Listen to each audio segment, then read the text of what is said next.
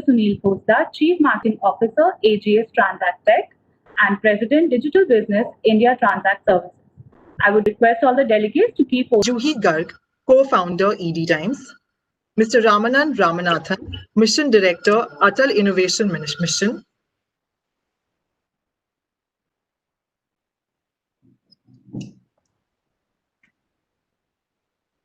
I'm so sorry, Dr. Poonam Verma, Principal, Shahid Sukhdev College of Business Studies, DU, Mr. Arjun Mohan, CEO, Education, Upgrad, Dr. Preeti Bajaj, Vice Chancellor, Galgotias University, and Mr. Pankaj Makkar, Managing Director. Challenges. That's really, my question to the esteemed panel here. That's just a initial thoughts, and I would want to hear from all of you your experiences coming from different parts of the world. So let me start with Dr. Ajit Nagpal, who's the chairman of Amity board. And, so you are one of the pioneers, one of the largest brick and mortar education providers. What has been your transition experience been, and what are some of the things that you've tried, whether it is in terms of reaching out to students or empowering your priorities of the students for online education and e-learning during the COVID period.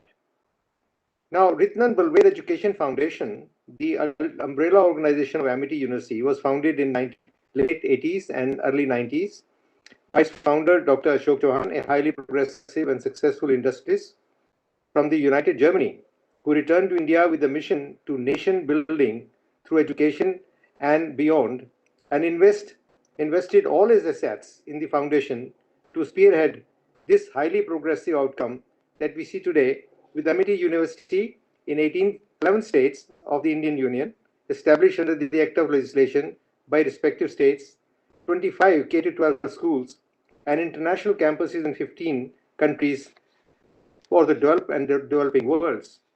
Regarding the readiness of Amity Education Group to face the challenge of the lockdown due to the pandemic, many unforeseen situations cropped up to strengthen the digital and online education infrastructure and training of the faculty, the academic, and priorities of close to 175 lakh students spread across the country and abroad. In this endeavor, it was observed that the needs and priorities of the students living in remote areas and non-metro cities facing the challenges of poor connectivity and lack of access to smart gadgets was a serious and trying consideration to reach out to them. Teachers were also facing several challenges in the online mode of learning while trying to find solutions and learning the skills to perform.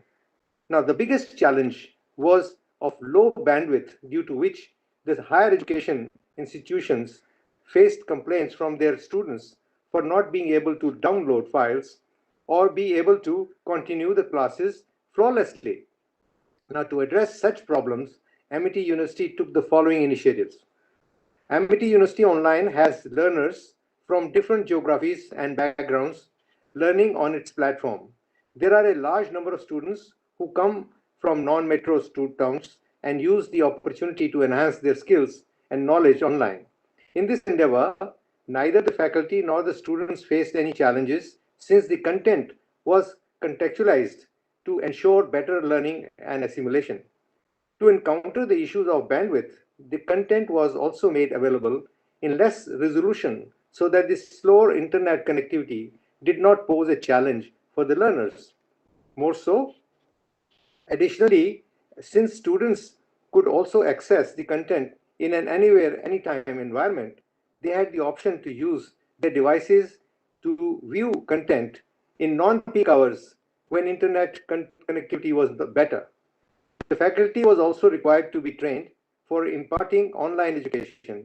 Towards this end, Amity University took initiatives for faculty preparation as number one. For faculty preparation, Amity University Online took the lead and conducted the trainers program to prepare the faculty to teach on online mode. In these sessions, both behavioral as well as technical aspects of teaching were addressed.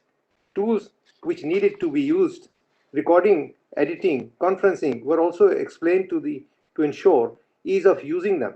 In addition, the course contents were also enriched and developed to incorporate newer concepts and greater understanding for the students.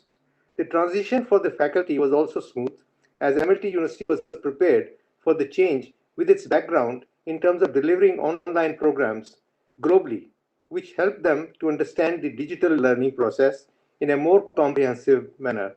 In addition, innovation in online education was introduced as a think talk, an initiative to bring real life learning into classrooms to understand concepts in the practical manner, where industry stalwarts discuss relevant and contemporary issues in a roundtable format to break down complex issues and provide practical insights to learners. I'll conclude by thanking IAMAI for the opportunity, with the hope that I have not exceeded the time limit set for me. Thank you.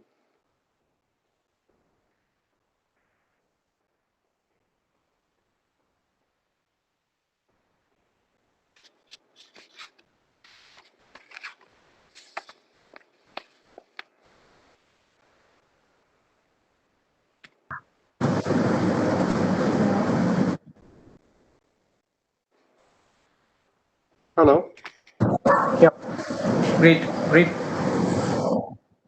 Hello, am I audible? Yeah. Yes. So thank you, Dr. Nagpal. I think you did give us a fairly good ringside view of what Amity did.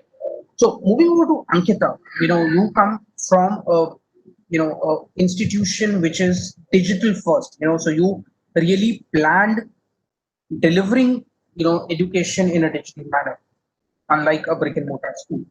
So what has been your experience? Because do you, since you sit on a humongous amount of data, is there really a disparity among types of learners, whether it's urban or rural, or people learning, first time learners versus somebody who's much more digitally literate? How does Unacademy, for example, create a program which is been able to deliver across the board to all these people and give them the right set of outcomes? How do you work across the divide? Got it. Thanks, Suchindra. First of all, thank you, IAMI. It's an honor and privilege to be here with this esteemed panel. And so before I get into answering the specific question that Suchindra just asked me, I think I'll spend a moment to just give, a brief history about Unacademy and how it came about. And I think that will sort of help set the context and for me to answer the question that you posed. So, our founder Gaurav wanted to give the JEE exam, and when he was younger, and he like most Indian kids went off to Kota to to try and get in, and a lot of people don't know this, but to get into the top institutes in Kota, you have to give an entrance exam which decides which class you get into, and therefore with access to which teacher you get. So right from the start, so this is an entrance exam for an entrance exam, if that makes sense. So the best students always have access to the best teachers, and the weaker students who would need access to the best teachers. And also you have to go and have to relocate to these these education towns, and then have to spend a lot of money on boarding and lodging.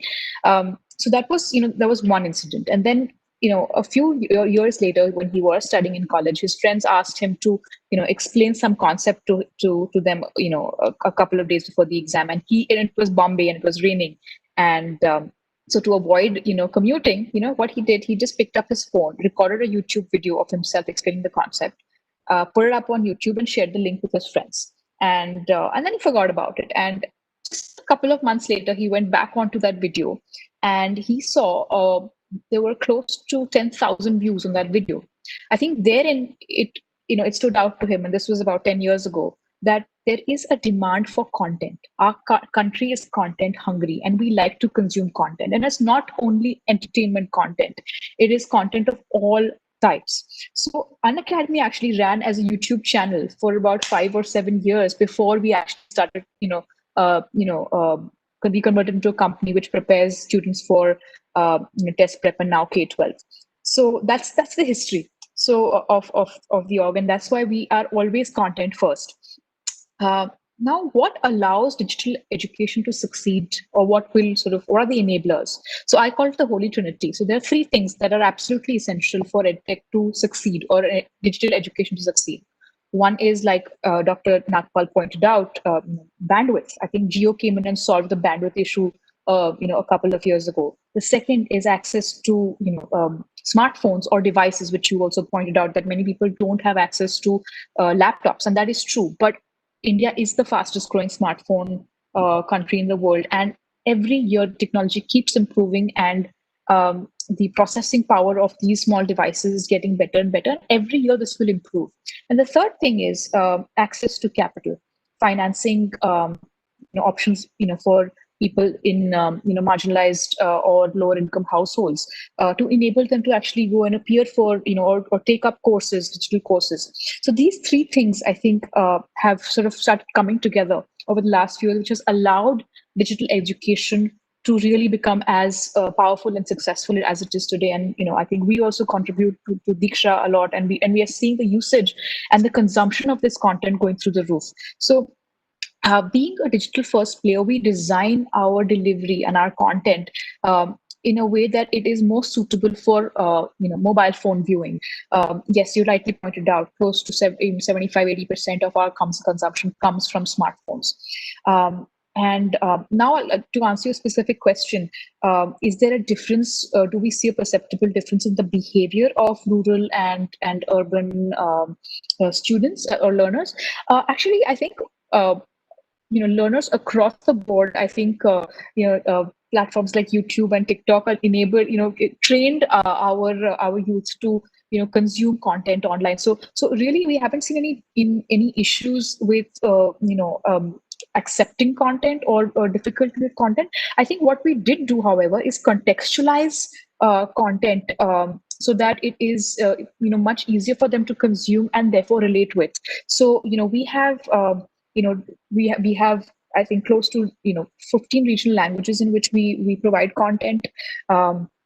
We get educators from specific states to cater to audiences of that particular demographic and ethnicity. So I think it's contextualization is something that we've done really well, which enables us to really bring people onto the platform and truly democratize education. So what we really solved for is, what we felt was that our country doesn't lack talent. We simply lack opportunity.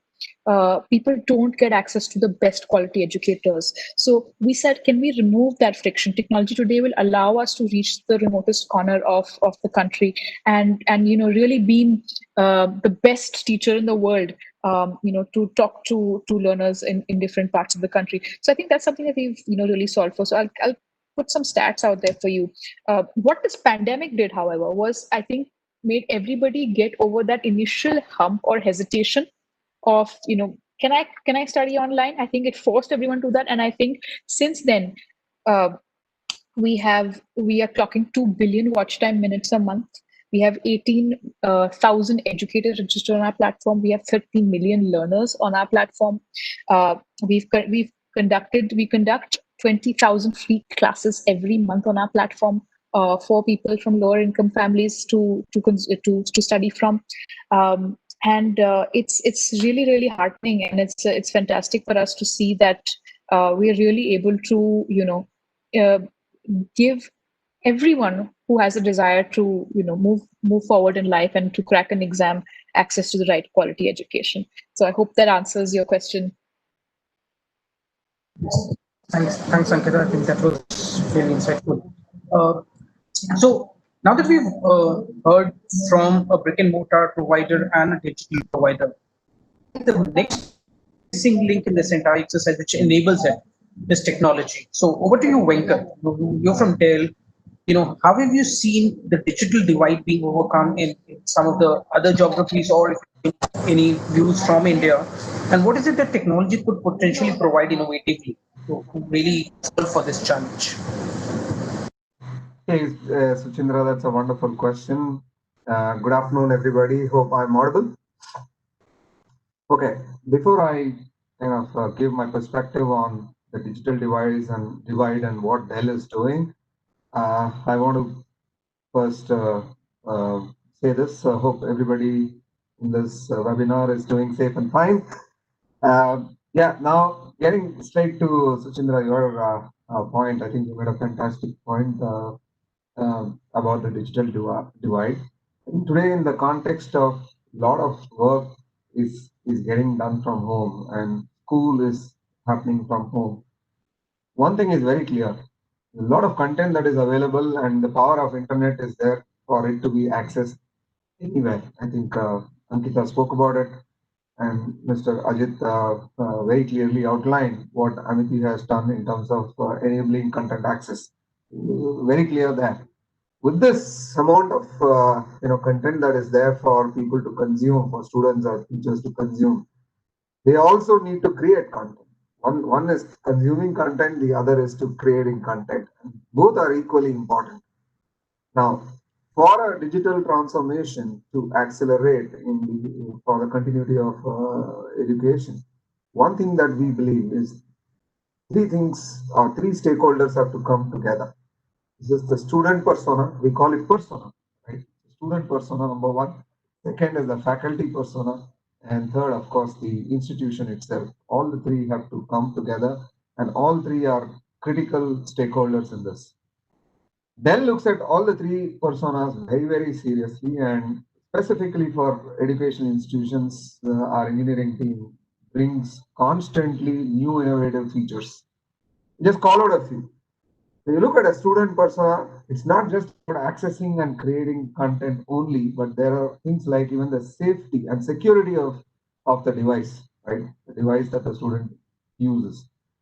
Content can be accessed from any device, but you have to create a content, then you need a specialized keyboard, there's a specialized form factors, and things like that becomes very, very important considerations. And then the content itself should be such that it is safe and secure. The device itself should be safe, meeting the safety standards, looking at the hinges, because the way student operates versus the way we operate will be very, very different, right? Now, all these parameters comes as a very, very unique design point in the form factors that we create. So we bring in these kind of features. I'm not going to go into detail, but at a high level, easy, safe, secure, and very, very rich in terms of configuration is something that we keep building for student persona. Now, looking at changing this gear to faculty, of course, the first thing about the student persona exactly is needed for the faculties also, because device again plays a critical role there, right? We've added further. We've added something like stylus and things like that. What does that do is for the teacher to use the whole device as a whiteboard and start doing whiteboard sessions by, it's an active pen. You can start writing there, and the student can also do an interactive session. It's not always that you're only running some visuals and some live, live streaming audio video content, but you're also doing some whiteboarding session and inculcate a personalized kind of a touch and learning. So that's super critical, and technology is enabling that. That's bridging that divide that we talked about. Lastly, the institution itself, and that's where the labs persona come into picture. I think today the national education policy clearly outlines the need for bringing in technology in early education itself. Now, things like coding, robotics are to be started or commenced from middle school, and I'm sure that is going to drive the way how technology learning in institutions are to be inculcated. To shift the gears to the higher education, I think the need for all new age technologies like AI, cyber security, call it hybrid cloud, these things are also becoming critical. So when you inculcate all of this as part of an academic curriculum, the output that you are generating is industry ready. And that's what today is going to create future employment opportunities in the market. And India is considered as number one in terms of that supply chain. And I think we are amongst the top two education systems in the world, no doubt about it. Now, looking at that lab persona, we look at three facets there. The edge, I talked about the device that is needed and the accessories that are needed and the safety security standards. Moving that to core, which is when you give this, your network is expanding, your bandwidth is kind of exploding. So you need to support that as well. You need to supply content at a speed at which the resources are requiring. So it needs, again, your backend storage systems, and you got to protect the data when the data is moving. When the data is created, it also needs prevention of loss, and so on and so forth, right? We kind of bring in the entire spectrum there, and that is how I think we kind of foster an academic institution or an edtech institution to move into this journey much rapidly by allowing them to have access across edge, core, and of course the cloud. Wherever the device, wherever the content in whichever cloud it is, it should be easily accessible anytime, right? So we present a layer that will allow anywhere, anytime, real access. This is something that we bring in for education institutions. Not many today are aware that Dell is doing a lot of work. This aside, what I did was I talked about the portfolio and what we are doing specific to education. I just wanted to say that Dell also does a lot of work in terms of student empowerment. We are also doing a lot of work around teachers empowerment and teachers training. This is in partnership with the Government of India, Niti Aayog. We've done it in a large scale. So far till date, we've almost trained close to 300,000 teachers. In terms of student empowerment, by Dell staff being mentors to the student, we've covered close to about 120,000 students, and the program is on for the last 3 years, and it is only expanding. So there's a lot of work that we contribute to the overall ecosystem in helping bridging this digital divide and enabling the children and their faculty for the needs of the future, right? Inculcating, or I would say harnessing the 21st century skills that are required. So we play a lot of role in the skills enablement as well. Hope that gives a comprehensive view of. Yes, that's wonderful, Venkat. Kind of working through and essentially developing the entire ecosystem, which is really the need of the hour. Technology, faculty, students, they really need to go hand in hand. So moving on to a very different perspective, Sunil, you come from a fintech background, and finance has really been one of the India's success stories of moving down right to the bottom of the pyramid. Amazing innovations have been happening in fintech, whether it's UPI, whether it is, digital money, their wallets, you use very different models of reaching out to people, which is banking correspondence, kiosks and things. And EGS is right at the forefront of it. I understand you also work with a lot of schools. So what is the kind of work or what is the kind of innovations that you see? Is there something to learn from fintech or something similar, which could be built to, make more mainstream education when it comes to digital delivery? Okay, Suchindra, am I audible? Yeah. So firstly, thanks to IMI and hello to all the panelists, plus hello to all the audience. Let me start with acknowledging that I'm a good customer for all of them. So we had during my ITC days, we did some good engagement with Amity. With Ankita or Unacademy, I think one of my daughters is very soon getting enrolled for one of the programs. And currently, a good thing for Venkat is I'm using a Dell laptop. So I think I'm engaged to all three of you already. And what you would not know is that all of you are being engaging with our company, because we play a backend role. So in AGS Transact technology, let it be the ATMs that we have pan India, the cash that we disperse, the digital payment that we have, our petroleum sector, transit sector. So you guys would also be touching life in AGS. Myself, Sunil Khosla, I head the marketing for AGS Group. I also head the digital payment business for a subsidiary called India Transact. But the most important one is that I had a project called Horizon, which is about innovation and change. And that is where probably I think I can contribute a little bit in terms of what the topic is all about. In Horizon, we have got four main topics: Connect, Immersion, Hackathon, and Accelerator. In Connect, we've been working with 50 to 100 top campuses pan India, but of course, that is pre-COVID also.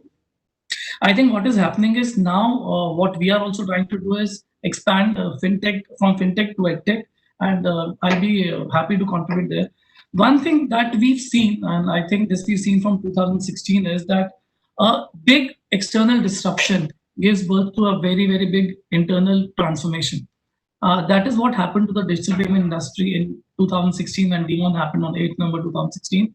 And I think that is what will happen to probably the edtech sector in India and maybe abroad. I don't know whether this data is known to all or not, but there are 860 million students across the globe who are not being able to access education the way they were accessing it earlier on. But another important fact is, and good for India, is that edtech as a sector, or edutech as a sector, is getting the maximum funding or maximum money. And I think that sector has been benefiting a lot post-COVID, and they're seeing the real hockey stick curve. And it's no more a phenomenon for the top 25 cities, it's going down everywhere.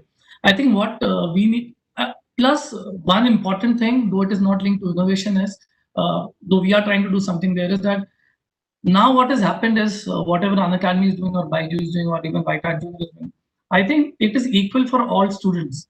Let it be urban or rural if we forget the bandwidth issue. Most importantly, differently able kids, I think they would benefit a lot. I'm in my personal capacity, I'm doing a project called Shining Star, which is with the differently able and underprivileged.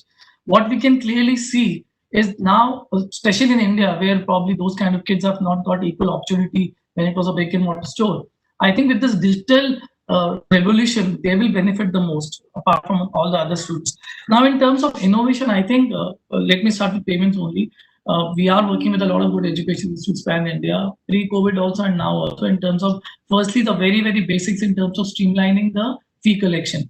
It could be a remote fee collection, it could be a push-based fee collection, a EMI-based fee collection, or different ways. Then what also is happening is that a lot of people want payments inside gamification or inside any services. So if a school is doing probably a small event online and they want money to be collected, how do they integrate that piece in their app or in the website? I think those are the very, very simple ones. Then pay later, pay now. I think what is happening is, let me come back to what the way Demon happened and how would infrastructure improve in the same way. The biggest thing what Venkat also spoke about is the government sector. I think we have to start our infrastructure development right for government. I'm not the right one to debate whether NEP is excellent, good, or average, but I think any initiative taken towards the betterment of the education sector would benefit all of us, including our kids. So it should start from there. And I think the one thing that I can vouch for is that innovation concept is very, very talked about in the government sector, earlier for fintech and now for edutech as well. That's already happening. I'm part of a lot of bodies where this is being discussed. IMI is one of them, where they're doing a lot of initiative. Second is the education bodies. I think the way IMI is doing a lot of stuff for probably payment sector, there are bodies who should do more and more about the education sector. Third one is the institutes like Amity, the STEAM institutes. They need to now probably build infrastructure and the real logic around what do we do now, along with the teachers, of course. I think a lot of responsibility should be with the corporates and the sector which is investing into edutech. I think they should invest and probably be more robust with an open arm. Very, very big sector which Ankita talked about probably is the Bharat sector, where it should not be that we should keep on working only in urban.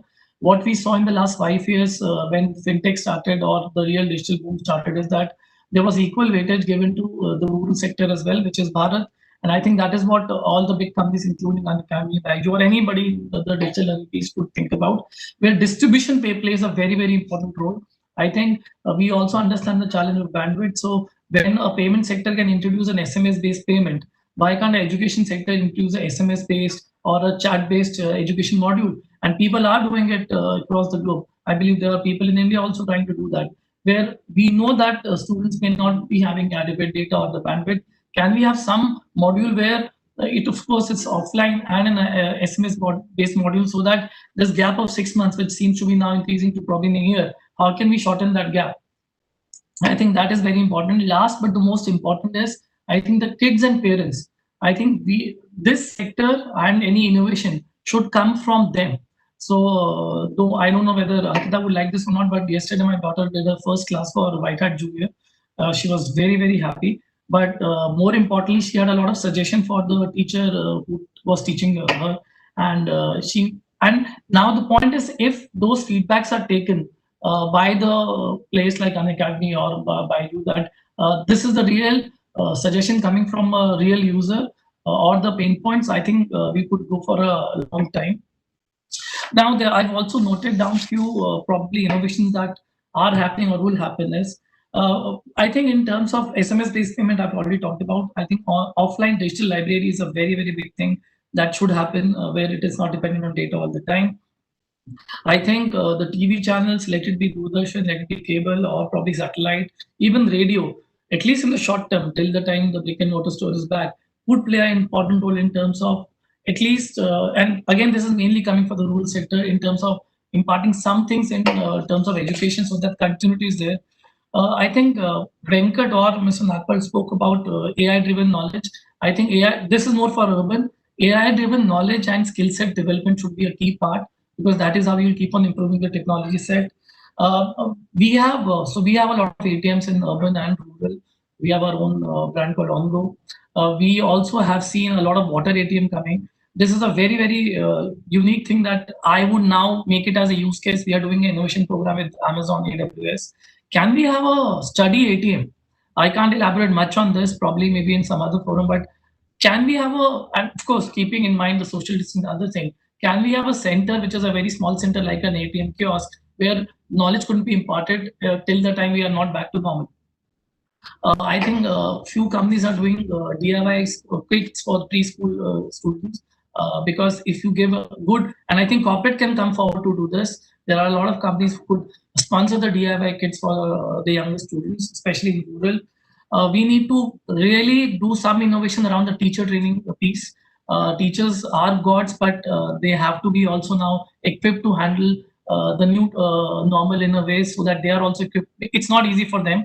There are a lot of things said about what will happen to them, whether we are paying the right fee or not. I think they play a very, very important role in the society, but we should also, so anybody who's doing the tech innovation should also think about how do we train them better, how do we train them better in a remote manner. I think these are the few things that probably we would work on. Of course, all of them is not linked to fintech, combination of fintech and edutech, but I believe we have a program called Ongo Shiksha, which is currently meant for only MSMEs or micro merchants, which is equipped with our apps and the devices that we give. Now we are already thinking that that's mainly a training module for the merchants, but can we also use it for their family, probably for the kids, because those apps or devices are with them during the daytime and during the evening time. Can I increase the span from only a fintech-based training program to a little bit in terms of a more moral education-based program? That is one internal thing that we do. So I think these are the few things that probably as a fintech, because we may want to stay to our core of payments and fintech, but still probably integrate or synergize edutech, and probably also work with universities like Amity or people like Unacademy. How can we have this synergy? Because the end goal for all of us is to bring more and more education to the Indian country, and India being the youngest country of the world, it will benefit most. So that's it from my side. Thank you. Sure. Thanks, Sunil. I think those are some very interesting innovations you spoke about. Yeah, please, Venkat. Yeah, thank you. Thank you, Suchindra. I think, Sunil, you made a fantastic point about building a synergy. I think it's a great thought, and really appreciate the idea that you are talking about, setting up a study ATM. Yeah, that's easily accessible even in rural. I think the idea is brilliant. At Dell, we love ideas, and we would really like to come and contribute. So I think we should have a continuum where we kind of, Suchindra, I think we should build a continuum to see how we can take this idea and bring it something that can materialize as a concept and be made available for the country. So very keen to further discuss on this and next steps. Yeah, thanks. Sure. I'd just like to add one more thing here, that what we've done is that we have our own. There are a brown label ATMs which are meant for the banks, which we deploy. So we are the number 2 player in the country right now with more than 72,000 ATMs. Then there's a white label ATM, which is my own property, which I'm mainly distributing in the rural areas. What we've already done is, and we are the first one to do that, we've got a you can say a TV inside an ATM or above an ATM, where if we thought it will be meant for probably cross synergy, cross selling or marketing campaigns, the same one is already in place in terms of, and we also wanted to do social awareness for COVID, but that could easily be converted into education as well. And then we also are into signage business, and those things could be integrated, keeping in mind that social distancing is important. I'm happy to take this forward with you, probably offline. And, sure. Sunil, I think this was a valuable input. What you're saying is there is infrastructure which is already available and which could be leveraged or cross-leveraged for multiple purposes, and I think that's the way to go. Anyway, just a small snippet here. You said you're already working with, you already given business to Unacademy, Amity, and Dell. I think as EY, we are always eager for business. So I'm just taking this opportunity to talk about that. But anyway, Anyway, we work with AI also. sure. That's just a sideline. So we've got a couple of questions from the audiences. Interest of go for it. Ankita, Ajit. I'll take that question. So I think it's a great question. I think I think some of the panelists pointed out that there is a sea change in the way a lecture or a class is delivered, in the difference in which it was delivered offline or and to now delivering it online. So there is educators have had to have their own learning curve or their own learning graph during this phase.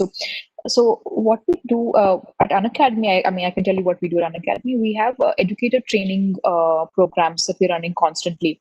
So it's basically how do you engage an audience online? It's very difficult to teach when you can't see a person's face, right? So in an offline scenario, educators get their energy and off of the students' faces, and they're able to tell if the student has comprehended the concept delivered by looking at their faces and their reaction. But it's very hard to kind of do that in an online setting. So there's been a complete change in the way they've had to deliver their lectures. So we keep training educators on how to engage students.